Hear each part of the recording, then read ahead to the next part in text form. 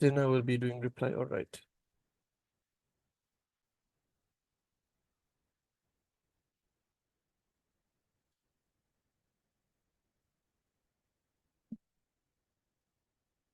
We'll be doing motion one, right?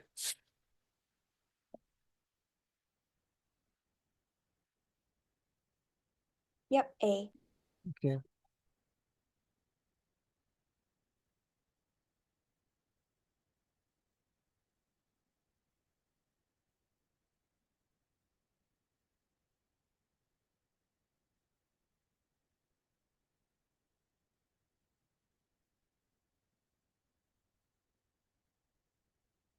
All right. Okay, so I've gotten everyone's speaker positions. Thank you very much. Uh, Welcome everyone to Sunway AP. Oh, sorry about that. Welcome everyone to Sunway AP 2025 quarterfinals. I'm Ibrahim. I'll be your chair for today. Alongside me, I have a wonderful panel. If they'll introduce themselves. Hi, my name is Donner. Pronouns are he, him. Best of luck to all teams.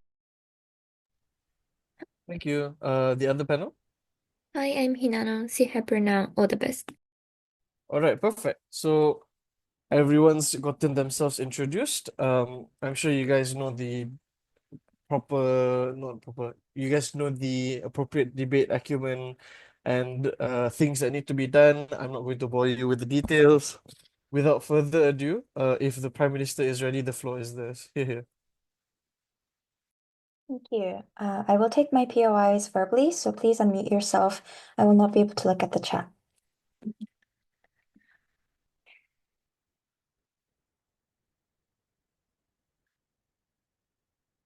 Firstly, what does actively cooperating with law enforcement look like? This looks like, for example, the state police or things like the legal justice system are involved in cooperation with social media platforms to detect, for example, illegal activities and crack down and share information in order to actually like detect and also jail these individuals. What does active cooperation look like? This is different from simply just having cooperation, which means that if any illegal activity is detected on these platforms, both the social media platforms as well as the state, the police, and the legal justice system have a common goal and effort and do any sharing of kind of information or data necessary in order to reach the final goal of cracking down these illegal activities and policing them in the long run.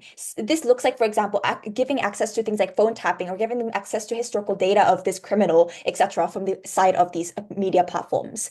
Firstly, why does encryption and privacy policy breach will not undermine the entirety of platform privacy of everyone in this platform, but it's going to be done in like a reasonable manner. For justifications, firstly, I think the sharing is limited to when illegal activity is detected. So it's not like absolutely every data, or ordinary people who use this data, no thank you, will be shared to the state. Rather, only when certain illegal activity is detected, when a reasonable amount of judicial suspicion is occurred, that is when the sharing of data happens. Secondly, this happens in other platforms as well. For example, when we do things like bank investigation for embezzlement, or things like phone tapping in certain state security issues, they all have targeted warrants. So it's not going to be likely like the big brother of 1984 overseeing all the data, but having targeted warrants when there are some suspicious activity that lays the grounds for the breach of these data to happen in the first place. Thirdly, the extent to which the law enforcement will reveal, like if they get these data, the extent to which they will reveal this in negative way is likely minimal. I'll take that POI. So, what exact crimes will you crack down on that are not being cracked down on at present? I will get to that in my second point. So the kinds of data that we will reveal are not going to go to, for example, the competitor like social media platform apps or go to necessarily bad actors or being bad news because the state also have responsibility and they're also likely to be accountable if they use the data for wrongful purposes and they're going to also be accountable and responsible for that. So that's likely less likely to happen. And finally, giving up some level of privacy and on your own autonomy as an individual to ensure a safer platform is justified. For example, this happens when we allow CCTVs to exist for collective safety. Then secondly, let's answer their POI on what kinds of like crimes currently happen and how encryption without accountability necessarily leads to more crimes happening. Some examples, for example, look like the fact that these social media platforms are currently core infrastructures for organized crimes, such as drug cartels using Telegraph, that is currently not being detected. So I think opposition is trying to argue that, oh, we still know that, for example, these drug cartels are using these organized crime. But the thing is, there is no proper crackdown because there is no sharing of information between these platforms and the police. Because sure, the platform can, see that, detect that certain criminal activity is happening, but unless it is linked to the state, the ability to, for example, jail this individual is far, far limited. On our side, when there is active cooperation, that level of policing is possible. Secondly, things like the sharing of child pornography in WhatsApp groups, or like the nth room in Korea, where like there was a huge scandal with like exploitation of women and, for example, sex slavery. Thirdly, things like ISIS using chat rooms for recruitment uses, or like that. Those are just like more broader examples, but also more low-level examples of such as scamming vulnerable people like grandparents by sending certain links or messages saying that, oh, I am your daughter, but you need to send me like certain you need to click this link in order to save your child, things like that. Or please download this app, and then they control your phone to like leak your bank account details. Those levels of scamming happen on a mass basis. But also, secondly, things like preying on vulnerable teenagers on dating platforms using fake users and fake photos, and thereby kidnapping them in real life. Those are all kinds of crimes that happen in the status quo. There are two PY. characteristics of no thank you, these platforms. Firstly, they enable anonymity and ease of access of, certain platforms to like share crimes without necessarily leaking the information that is shared in these chat rooms, which allows crimes to operate. But secondly, these platforms also allow like large scale like you find like the ability to find people. For example, if you like search up the name of someone on Facebook, you are able to find so much data, even the phone number and email and where they live about that person. That mass tapping of, being able to like prey upon vulnerable ordinary people are the kinds of things that these mass platforms are able to do. Then, why should we allow active corporations? Firstly, because platforms have a moral duty to prevent these harms from happening and cooperating with the state is the best way to prevent these harms. Firstly, companies profit from the very network effects that allow these crimes to happen, which means that invariably and indirectly they're involved and are accountable for the crimes that happen. The design of these apps allow these dangerous groups to hide and vulnerable people to be exposed to proximate crime, which means, and at the point which you profit from it, you have moral duty to prevent these things from happening. And again, like I said, because the current police have necessarily the policing in force, they have like people as well as data analysis who can also now not work on just detecting the data of this individual, but actively finding that person's house and policing that level of accountability is only able to happen when we cooperate with the state, and that is why it's the best way to do so. But also, secondly, there is like probably not going to be a very big liability on these companies because they probably have existing spam folders, existing data tracking lists that they're able to also share. So this is not going to be a very difficult task. But finally, there's currently a large privacy concern amongst ordinary users. For example, like parents want to prevent their child from like encountering dangerous scenarios on SNS platforms, which is why, for example, TikTok is coming up with like parent-child user connection services, which means that the very demand from the consumer base exists, and which means that when these platforms largely engage and cooperate, they're likely going to boost the trust of users in these platforms, boost brand image, investment, as well as long-term stability of this business. Secondly, this is going to lead to deterrence of these crimes. Firstly, the status quo currently has a police paralysis where law enforcement cannot intercept in these issues. Now, when they are able to actively cooperate, they're able to send these people to jail. Yeah. Secondly, there's a combined effort, which means that not only do we now get data that these social media platforms have, but they also have the level of data that the state has upon individuals of their citizens, which means the ability to crack down is far more efficient and faster, which means we prevent crime. Thirdly, why, like, I think, I think, at the point, I think opposition might argue that like, criminals can move away from these platforms and use other platforms that are not mainstream, that are not very big. But firstly, at least on outside government, we're able to prevent and crack down on existing crimes that are happening, which is affecting millions of people around the world. That is a huge impact that we claim. But also, secondly, we think that other platforms have far limited efficiency and the ability to conduct things like organized crimes as much as, for example, you can on like things like Telegram and WhatsApp, simply because they have far larger user base, so more people are signed into it, and because they have larger like efficiency in terms of how they operate, which means that when they move to different platforms, it simply really severely limits the degree of crime. For those reasons, we're able to ensure the best kinds of crackdown. Very proud to propose. Thank you very much to the Prime Minister for that fine speech. Just a reminder, to keep the debate more engaging, I am required, as per the judge manual, to inform you guys to take PYIs. So just try to take at least one PYI per speech. But yeah, no worries. Leader of Opposition, with whenever you're ready, the floor is yours. All right. Am I visible and audible? Yes. Okay, great. Yeah, she, her pronouns. Please give your POIs in the chat. So again, in the chat, please. Okay. Starting in 3, 2, 1. The law is built to be self-sufficient. It must survive no matter who the criminal is, but more importantly, no matter who the police is. When you give the police full access to your life and information, that is when more crimes can happen. I'm going to start off with clarifications and context. The first is to point out, what do media platforms already crack down on? Because I really think it's unrealistic coming from prop side to claim that social media platforms absolutely do nothing and they just let criminals go rampant on their pages. One, they already have their own incentives to ensure that activities are safe on their platforms due to their goals of having more advertisers, more users, and generally more profit, right? They pull out aggressive content, they have moderators and regulators, they do algorithm sweeping to make sure that there are no hackers on their websites constantly, they have bots and AI to already have stopgap measures and remove slop content, filtering inflammatory materials because of tags, they already have abilities to ban people if you disagree with their terms and services, which are chances are also regulated by the law. They already report and cooperate with the police as well, to some degree. But the difference is they are still bound by law, and users are also still bound by their company terms and conditions. So, on our side, realistically, and you can see this in status quo, we already remove and criminalize child porn, animal abuses, murder, snuff rooms, which I learned from my partners are really just like torture content and all that, which is sad. We also get rid of like kidnapping content and all of that. So, they do this for multiple reasons, not only because they're bound by the law, but because the inaction and not being able to crack down on these things are unstrategic for these platforms. Look at X, which faces a lot of backlash. I don't think a lot of people in our generation use X anymore, as well as websites like Twitch that strengthened their protocols because there were reports before of different rooms having unsavory content, right?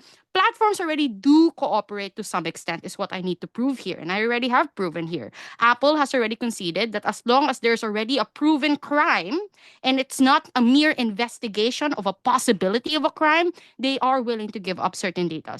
Other websites do the same. So websites are not unreasonable actors in this debate. And in status quo, you can see that because we are still able to use social media platforms without like encountering all these crimes every day.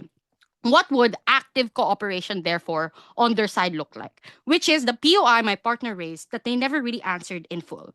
Because it means an expansion of their domain of influence as a state. That means they can act on mere speculation. It means they can include sweeping websites and profiles and even private conversations as a means of investigation, as opposed to a means of gathering more evidence. So the moment they have an inkling that you might be doing something they might not like, but they don't know what it is yet, they have full access to your chats. Active cooperation on their side means some level of coding control, and they literally run this. They said they want a direct line between the police and the codes behind the website. What does that look like? You give them back-end access. You give them access to your metadata, which means your IP address, your location, the timestamps of when you have used Wi-Fi's and where, and your ability also and to track based on these IP addresses and metadata.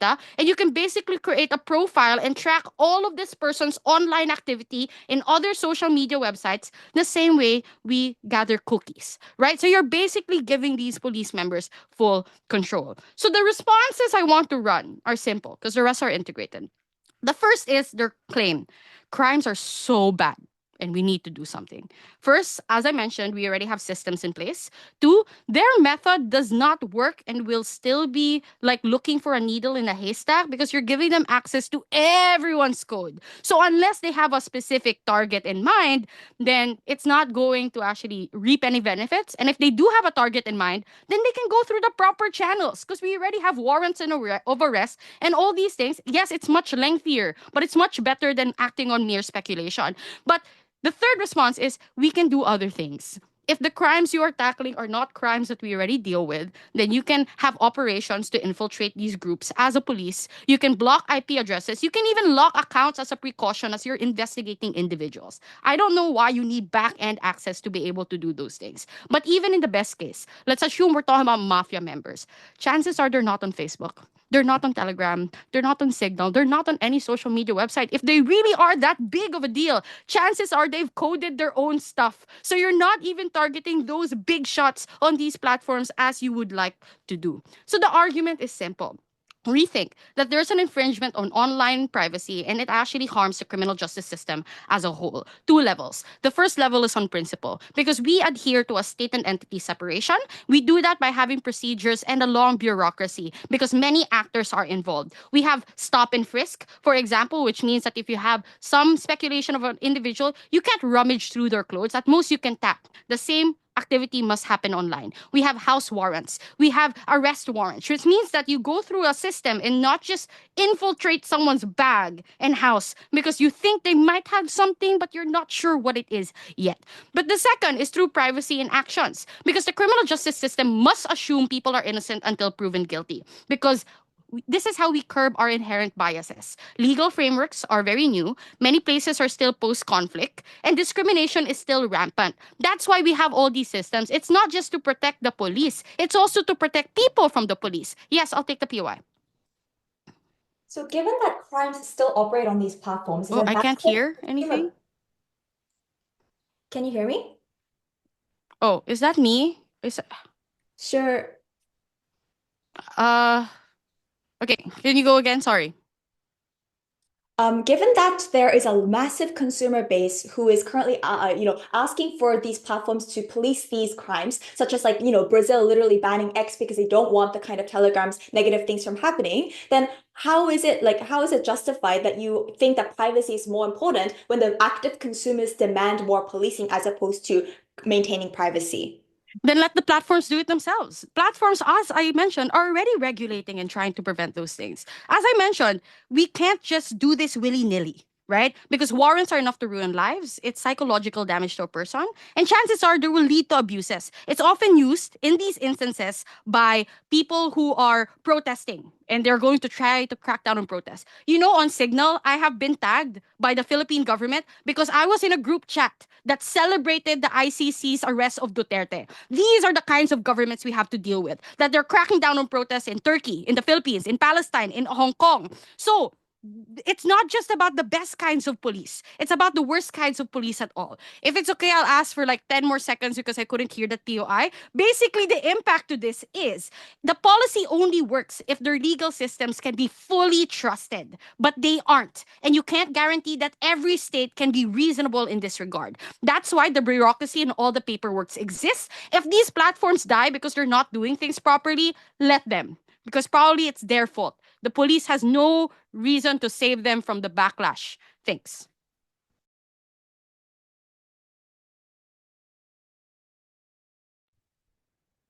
Thank you very much, Leader of Opposition, for that fine speech. We call upon the Deputy Prime Minister to continue for government's bench today. Here. Awesome. Can I be heard? Yes, audible. Loud. Lovely. I'll take vocal POIs.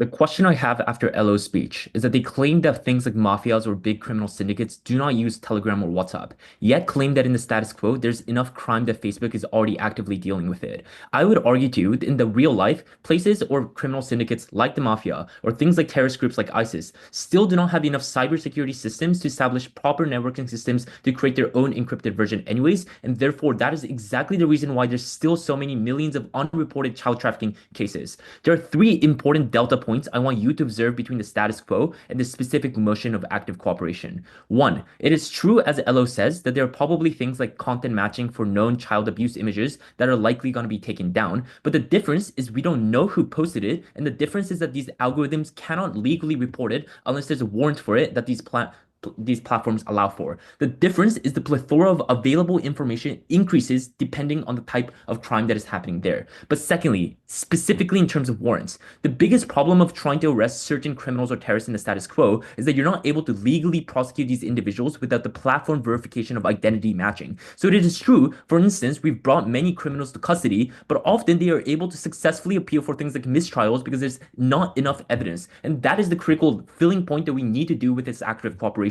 But thirdly, and most importantly, is speed. The problem of status quo, things like law enforcement or whatever LOs is satisfied with the status quo, is that the thing is that the crimes still happen. Even if you're able to arrest someone, you're not able to detect grooming until a child is visibly harmed. You're not able to find ISIS cells until after bombing where there's visible harm. The difference on our side is that the point in which you have targeted judicial cooperation, you could preemptively and get real-time tracing of things like child abuse rings or things like geo IP alerts on known traffickers entering vulnerable zones. I'm also going to prove to you why, even in the case that these criminal groups get scared and leave on, we're still able to combat crime. But the main point here is that there's just still not enough cooperation going on. We live, especially as people that are quite privileged to be able to do debate on laptops, is that we still live in quite a safe digital area. The biggest problem is police paralysis that is happening because of the millions of unreported drug trafficking and sex ring operators. The second thing that I want to talk about is Elo's case, where I'm going to engage in their whole idea of state overreach. The first thing, though, is I just don't think they understand how police works. This is not a motion in which the police can literally choose some random person and decide to go through all their files. There are often things like state independent judicial courts that decide to give out when there's reasonable suspicion of a warrant. And critically, we literally do this in every other major infrastructure system. We do this, for instance, where banks are required to report suspicious transactions for anti-money laundering purposes, or when logistic firms have to cooperate or be subpoenaed under the state for things like drugs or armed trafficking investigations. So the question, therefore, is that the likelihood of warrant being abusive is very, very small on our side, especially when warrants seem to be doing an amazing job at every other infrastructure system. It's not clear to me why opposition somehow thinks this is going to be something different on their side. The second thing, though, is in terms of this whole idea of authoritarian states are trying to get much more power and hurt this, was the kind of extreme case. The biggest problem of their idea of fragile states or authoritarian states is that they're not really part of this debate anyways. And the reason for that is because often these states try to already centralize nationalized media programs by not allowing foreign entities to come in. And that's why countries like China or Myanmar or Turkmenistan doesn't even allow for Facebook anyways, because they want their own national media platform anyways. So insofar as these big platforms often only set up headquarters in democratic nations,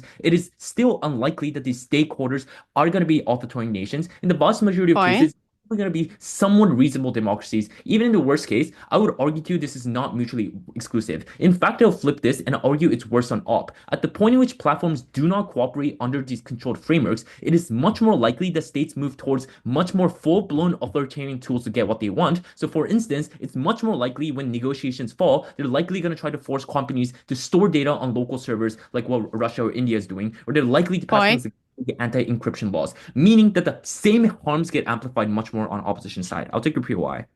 Are you okay with cameras being installed into everyone's homes for the police to have better information? The police won't watch you though, but they'll be there just in case. Respectively, that's not the motion. The difference is if I'm using money for something suspicious, I might get flagged, or if someone might be accidentally using my credit card, or you know when you get those notifications that are like, are you sure this is you for your credit card? It is literally like that in the same. We're not literally installing cameras in every wall. Let's be realistic here.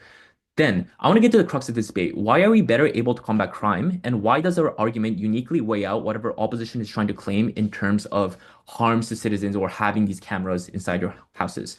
The first thing I want to talk about is that this is a good precedent insofar as that you're able to now close a loophole that is already allowing these dangerous actors to escape justice.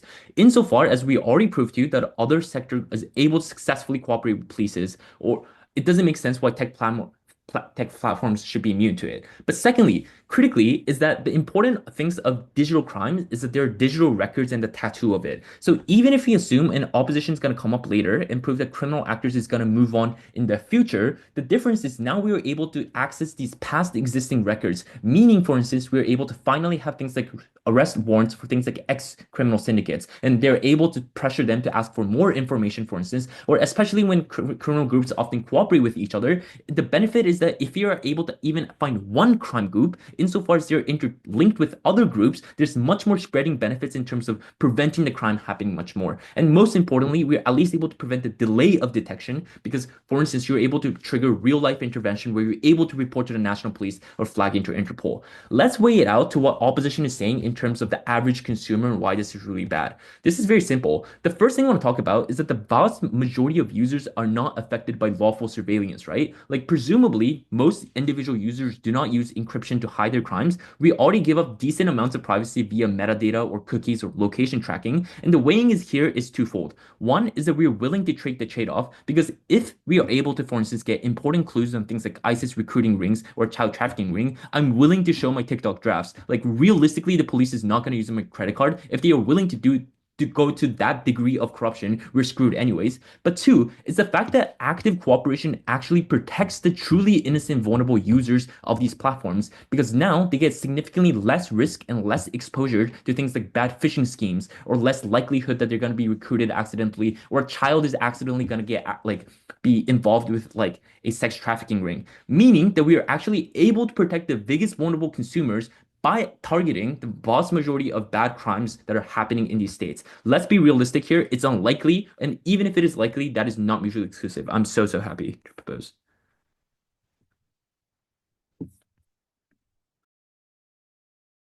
Thank you very much, Deputy Prime Minister, Deputy Leader of Opposition. Here.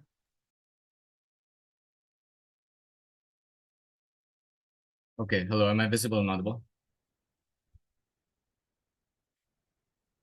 Hello? Yes, you are. Okay. If my mic cuts out, please tell me because it does that often.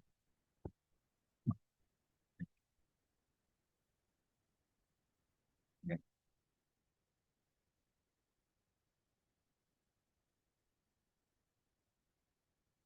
Oh yeah, sorry. POI is through chat because I might not hear it through voice. You guys can try it.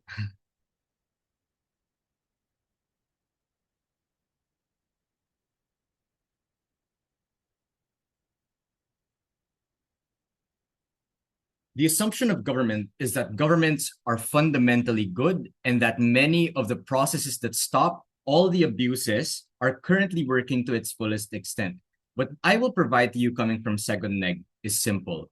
What if governments are bad?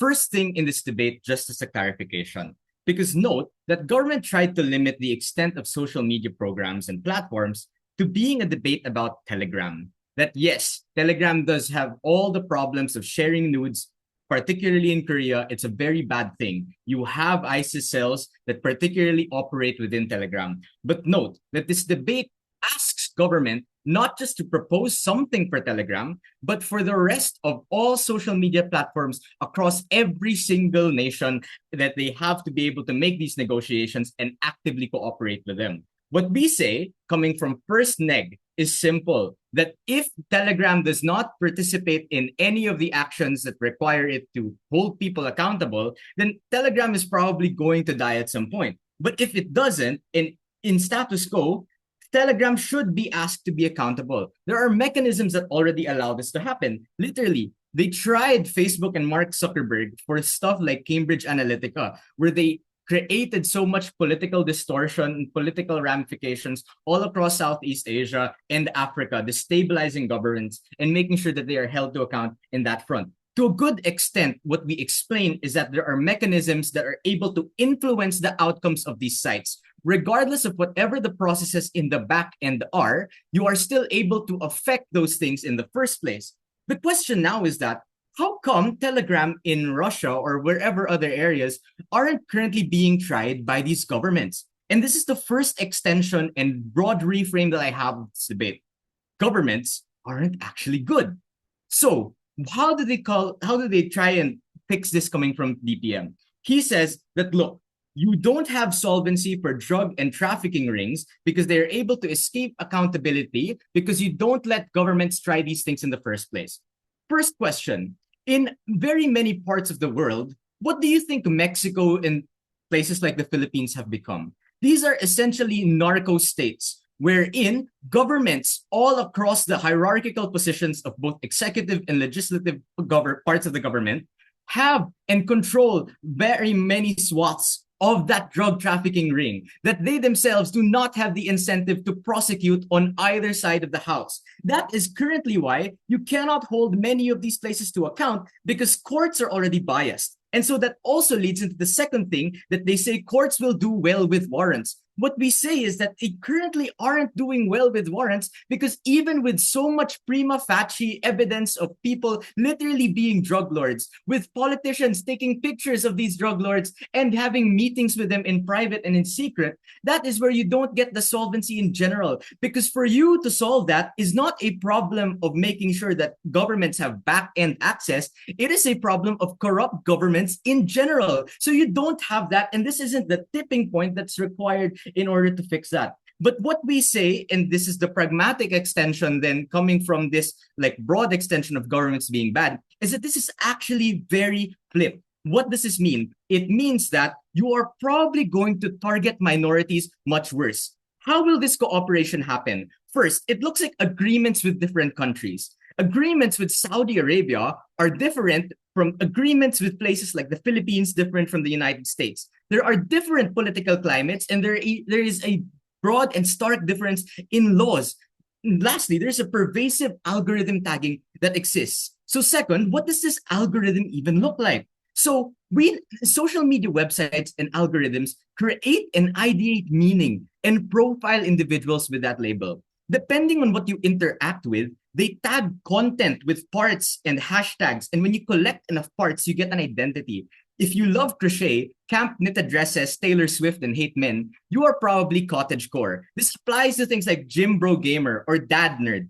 But the immediate impact to this is that they feed this to the government and to other foreign national states. Note, their burden on this debate is that the SOCMED platforms should actively cooperate with all nations, insofar that there is a different leverage for negotiation in each single particular one. It is most likely that there will be higher demands for other states like China. China will probably ask for more data that is not just within the borders of their own state. This again goes back with the broad reframe that governments are going to be quite abusive and they don't have the leverage in negotiation to fix it. That is the important mechanism here. But secondly, algos want engagement. They feed you more polarizing and emotionally charged content to get you to stay. If you are a gym bro gamer, maybe you're insecure about yourself, so we'll send you out of context interviews with girls exposing themselves as hoes. You engaged, and then therefore maybe you like rhetoric versus Mexicans. This is where you actually flip the narrative because not only are one, people inherently radicalized and extremized on our side due to social media algorithms.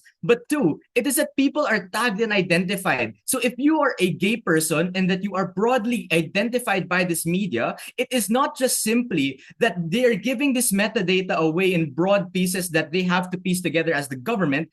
Social media websites themselves give this to the government meaningfully, and therefore they're able to track you much better. What we say is it's incredible harm because governments aren't good. They are likely to crack down on you much harder. POI. So given that government is likely going to face backlash and these companies also don't have the incentive to share every data of their users, why is that worst case scenario in your side likely to happen? Again, it's your job to tell us why it's the burden of their side to actively cooperate. What we're saying is they don't have the incentive, but it's your burden on your side to explain why that doesn't happen, right? Given that burden on your motion. But secondly, what we say here is that there is not going to be if there is backlash, it has already happened within medias res. We see this in governments and whatever already. But the problem is that the people do not have the capability to actually fight the government on their own terms because of the powers of these governments in very many places where they are abusive. What we say is that you exacerbate those problems because when you flip the problem, and these are the impacts, right? People are not morally culpable for their radicalization on these websites. But the problem is, regardless who leads these governments, people are always under the threat of harm. Their best case is a chilling effect, but at worst, they are jailed for expression and political emancipation. But in pragmatics, these governments in many parts of the world are going to crack down on these people and make sure that they are jailed, make sure that they are problematized, make sure they are erased from the history of their own countries and governments. We are very proud to oppose this abusive notion.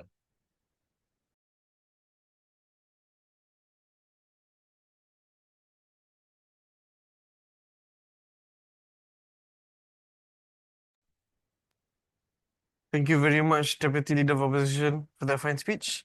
Government whip to close today's substantive portion, the substantive portion of today's debate. Here. Not government side, substantive, rather.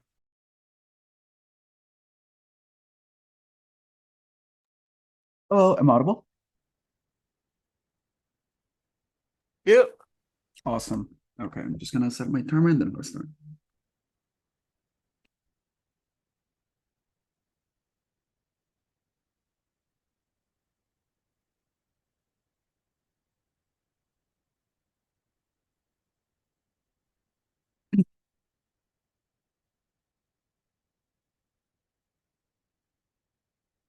Panel, I want you to be quite comparative and reasonably assume what their case is. The comparative that OP has to defend is that these platforms deter law enforcement from accessing things like chat history, IP tracking, or having extremely limited cooperation. That is to say, with constant legal challenges as these companies do, bogging down law enforcement agencies and giving warranties after months after, which all the criminals have escaped.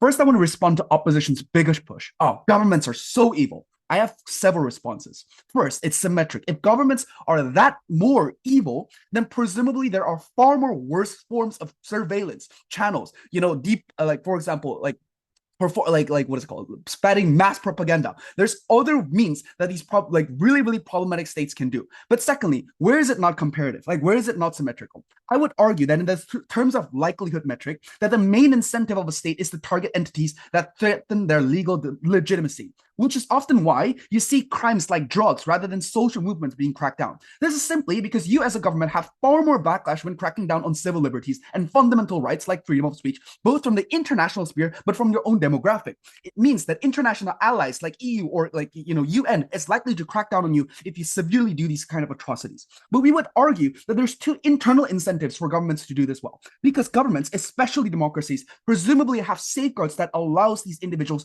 to challenge, or opposition parties to challenge these abuses through legal courts or digital means or to international courts. But secondly, because politicians themselves and government officials themselves who want to be elected, who want to stay in power, who want to find some sort of legitimacy, would also rather not anger their majority demographic by doing mass surveillance. They would rather crack down on real crime, even if they do mass surveillance, because they can justify to the public, look, we have reduced drastically crime. This is why we're able to do this, such as in El Salvador. We think El Salvador is a perfect example of how they crack down perfectly in the sense that in the metric of weighing that they're able to reduce crime as fast as possible. But secondly, even if governments are bad, there's just a degree of impact that they're not able to get. I want to engage with the corrupt state arguments. We have a very simple response. Even if local enforcement and local governments are corrupt, the reason why this is far better on our side is because international institutions like Interpol or ICC have far better outreach and far better safeguards that can also use this methods, which means they themselves can overreach and they can use this tool as a means to find international warrants against these kinds of criminals. Now, OP wants to weasel out of this and say, look, on our side, we can also do crackdown on crime if they have a clear warrant. But crucially, this is where they do not engage with our explanation we provided. The fact that gathering enough data with a warrant in the first place is massively hindered precisely because of the lack of corporations that these companies want to do. Here's two analysis that directly challenges LO's analysis of company wanting to self-regulate. One, privacy security is extremely marketable, especially in this current status quo where we're seeing an increased sentiment, anti-established sentiment by the public, so even in democratic states such as US, especially in other states such as versus Korea. This creates a market incentive for platforms like X, platforms like Telegram, platforms like YouTube, and etc.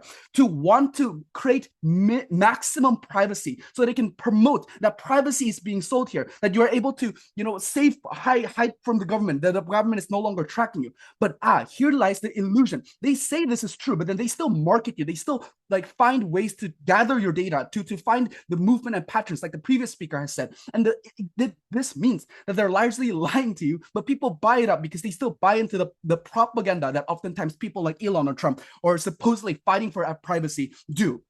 Secondly, there's just far weaker regulations and laws that these companies know that they can take advantage of. Note that these companies have large amount of capital that they oftentimes do use in the status quo to fight regulations against censorship, to fight against lawsuits and warrants, to fight against and lobby politicians, to create legal obstacles to make it extremely difficult to try to hide privacy concerns. But thirdly, the fact that they have to open source or they have to open their privacy or open their coding probably means that they have concerns of IP stealing or content stealing, which probably these companies do want to avoid as much as possible, meaning that purely out of competitiveness, they would likely do this. But thirdly, that this is a political tool. I want to challenge this. This is not a political tool, and this is not going to be a social movement that actually works out, a social movement tool that it actually works out. If this is the case, that this regime is extremely oppressive, regardless of active cooperation, presumably they have other means to target these people. Like, again, there's probably CCTV, there's probably GPS tracking, they're probably tapping into your phones already via virus emails, or they're probably making phones that are tapped to begin with. Presumably, they won't even be able to, but secondly, they don't I reasonably don't think that these entities or these government like social media mainstream companies are able to enter these penetrate these markets or enter these markets in the first place. One, because in states like China, they have their own competing competing social media platforms that are oftentimes pushed way harder. But secondly, even if this is not true, generally they are hugely burdened by the fact that they have to follow to local laws or legal regulations that oftentimes bog down these entities so much that they rather not enter markets like Iran or China.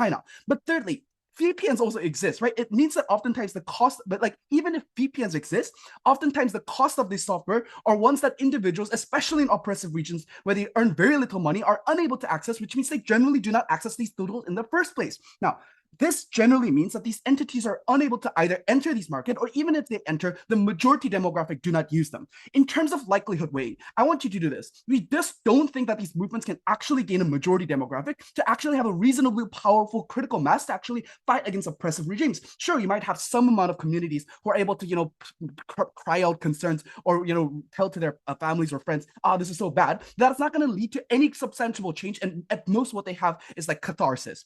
Even if you don't believe any of that, we bite the bullet of this marginal, questionable chance of social protest if it means that we are able to protect the vast majority of instances where we're able to catch the criminals who have actively destroyed lives in communities because they have a legal, they have a digital footprint that we can track. Second, to deter criminals from having easy access to mainstream outreach. The fact that it's very easy for you, these companies, these criminals to actually influence people because they're in the mainstream. They presumably think that these people are hidden from you, or they're being prevented, or their accounts are probably checked upon. So individuals do not think that these people could exist in this first place. But thirdly, to protect everyone from being harmed by these criminals, the fact that these criminals can also do things like marketing or to spread bullshit in the chat or whatever to actually influence people, especially those who are vulnerable, who are more likely to do this. But thirdly, to protect workers who currently work in, for example, Telegram in Brazil, where they have actively banned this, meaning that they're losing their jobs or they're losing their communication or the network they have created with Telegram, which means they're destroying their livelihood.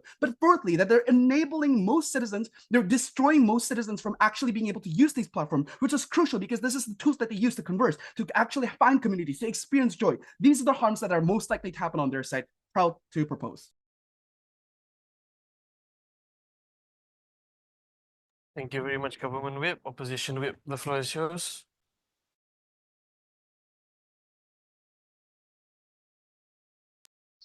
Hi. Confirming that I'm both visible and audible. Yeah? Yep.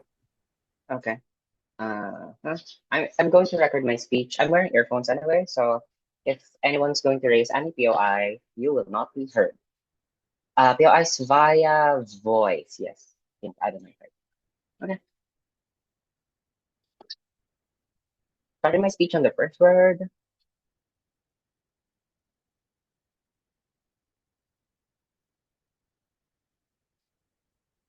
An individual people's rights are never to be traded off and should never be traded off for state overreach in the name of keeping the peace. We oppose.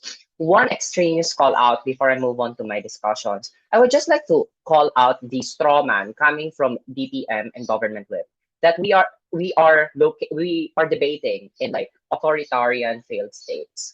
No, we're not. Like we're not debating this in like say Turkmenistan where there's basically no like reach, like there's less reach of like less prevalence of these social media and communication platforms.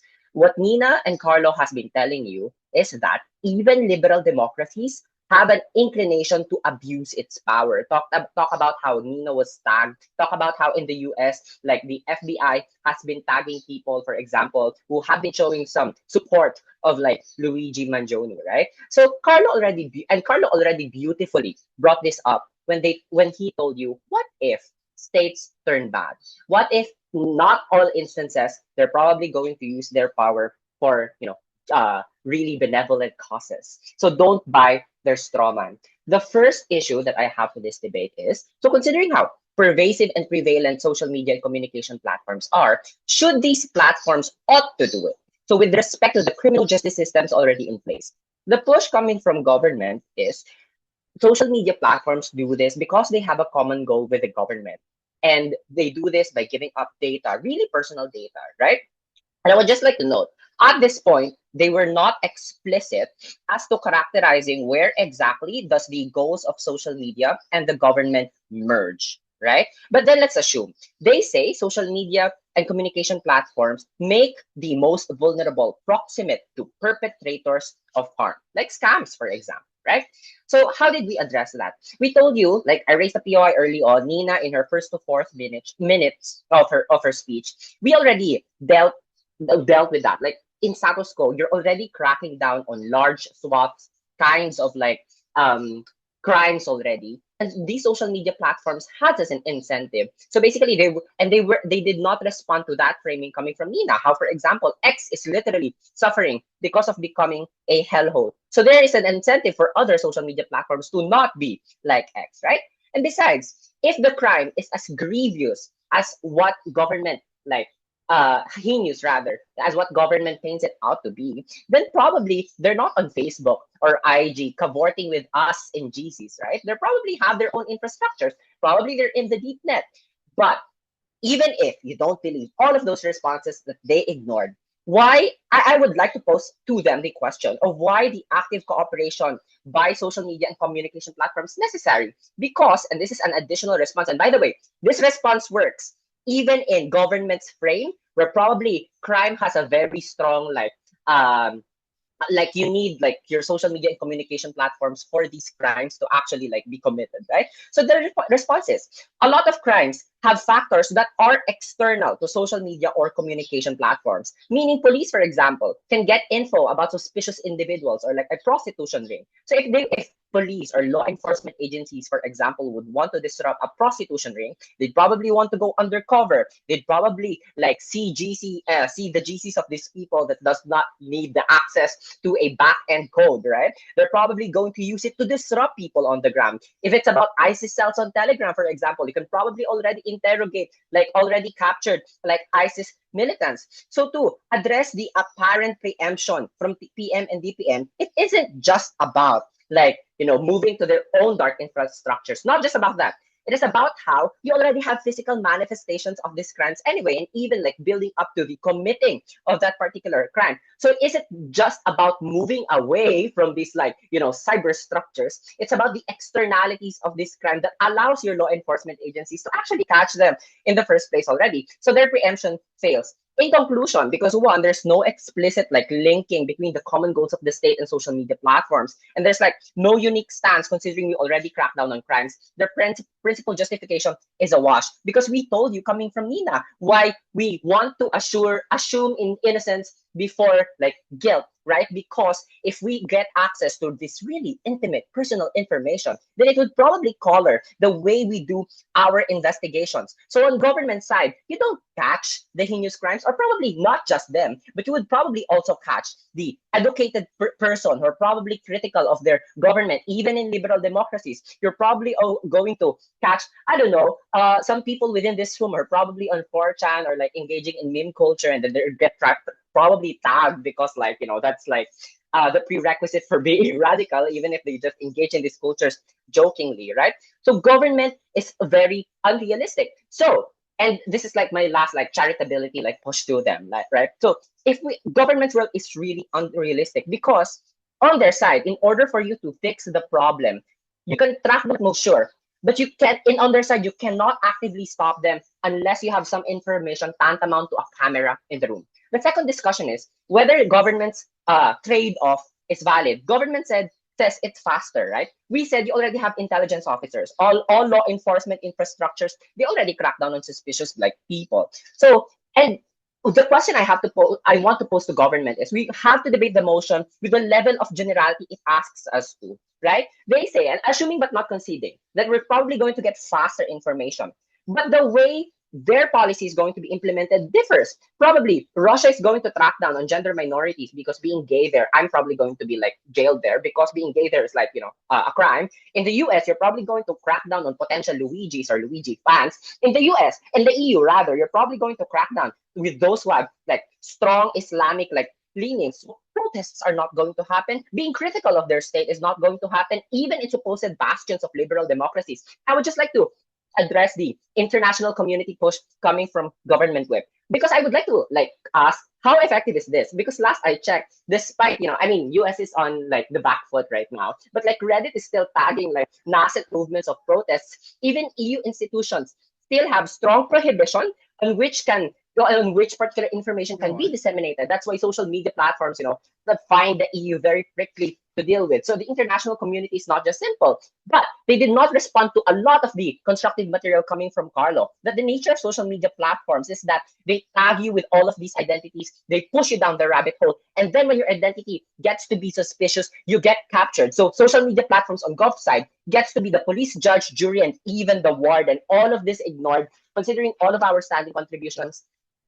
Please vote for us. Thank you so much. Thanks.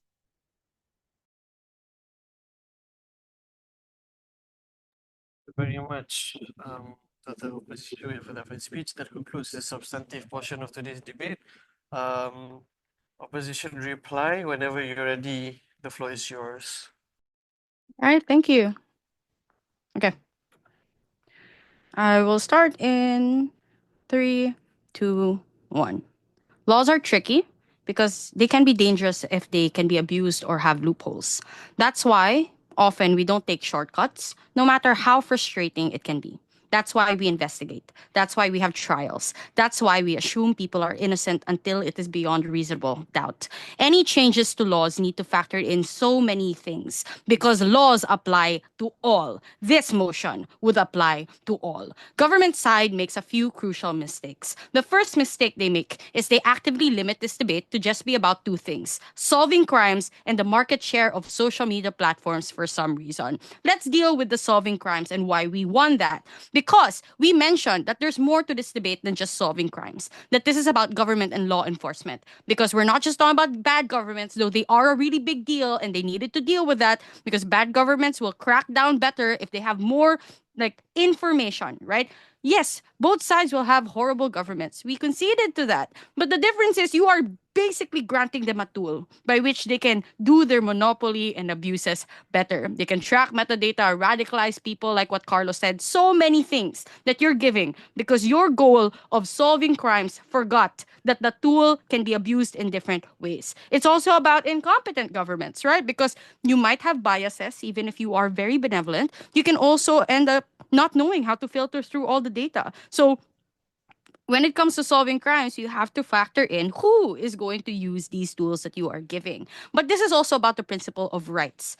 It's about how it's going to be everyone's data. Because even if you don't know who it is you are targeting yet, and you are filtering through all of the data, others people's privacies, even if they're innocent, will be affected as well. There was no justification of why this level of overreach was going to happen on their side. But the reason as well is because it's about the intricacies of social media codes and back end data. We said there are lots of elements that complicate the criminal justice system.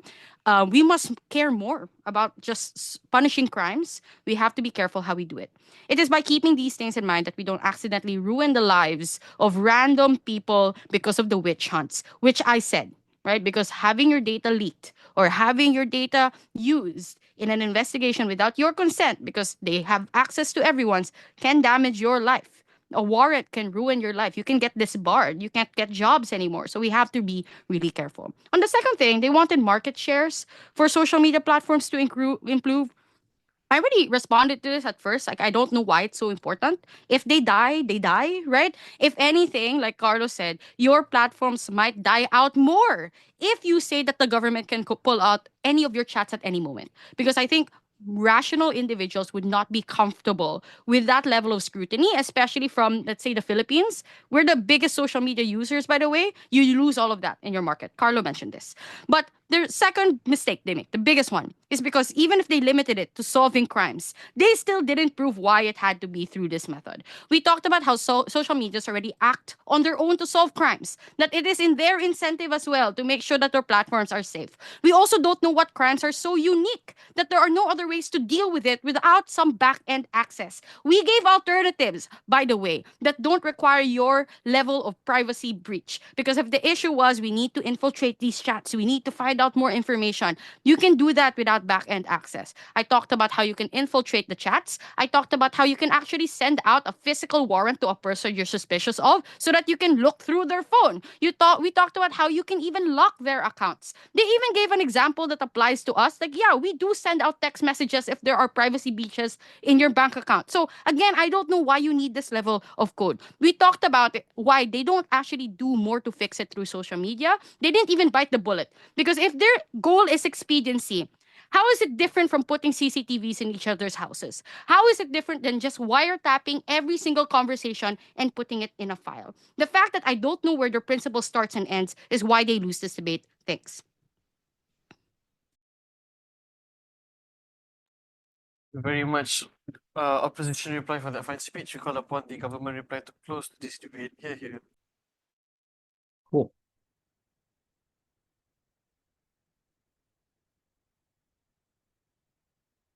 I'm going to prove why we won. Even in the worst case, the governments somehow are bad entities. First, because even bad democratic governments that opposition decided to rely on because they couldn't rely on the case of authoritarian states still have things like courts, elections, watchdogs, and media. And they're subject to, for instance, domestic and international pressure.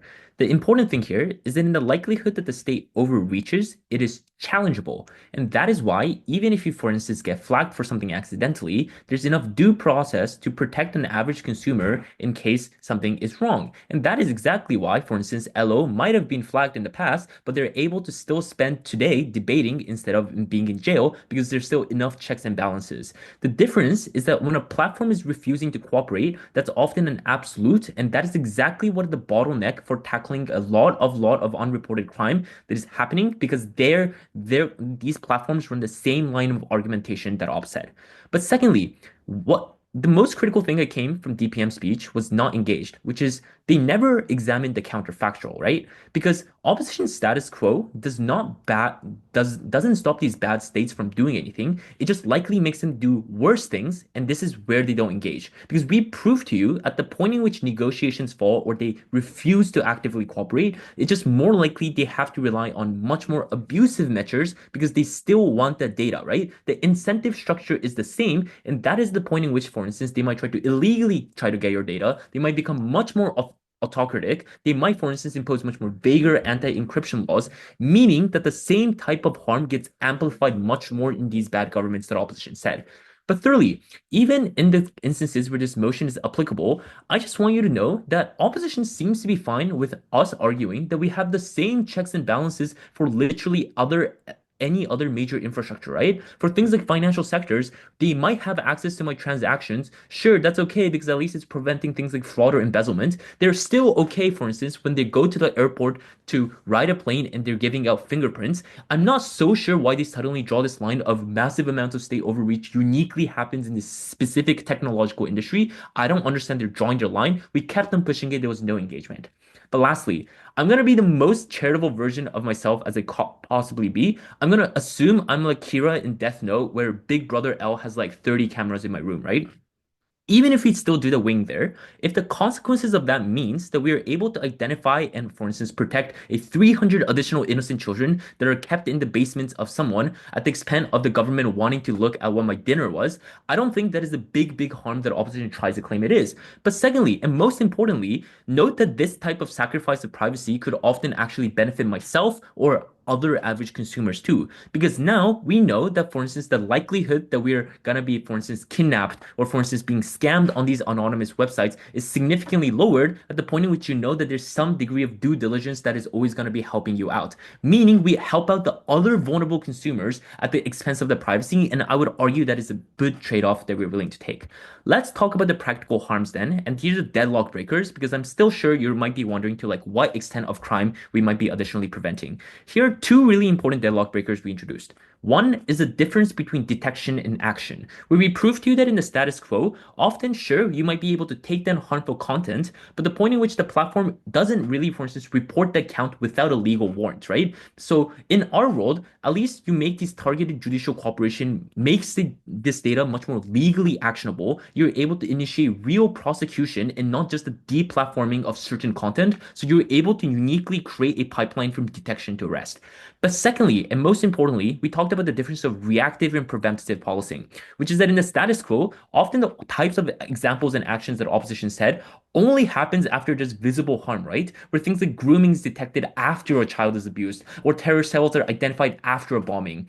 In our world, it's the likelihood of targeted cooperation means, for instance, you get much more specific and nuanced forms of things like GeoIP alerts when these known traffickers like might enter proximity to vulnerable zones, and that's when you know that you need to like go after them immediately, anyways. So the most critical point in this debate is that it doesn't really matter to like what extent of additional crime we do. The difference is if we stop one additional crime, I cannot take POIs in reply. Oh, is it 4 minutes? Oh yeah.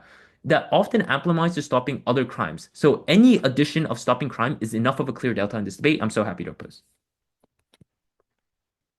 Thank you. So